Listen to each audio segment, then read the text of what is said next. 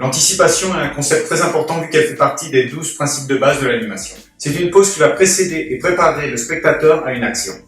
En règle générale, elles ont l'habitude de se créer dans le sens opposé de où va se dérouler l'action. Mais c'est pas toujours comme ça. Petite anecdote, c'est un concept qui s'est créé avec l'histoire de l'animation. C'est-à-dire qu'avant, on avait l'habitude de faire des animations sans anticipation.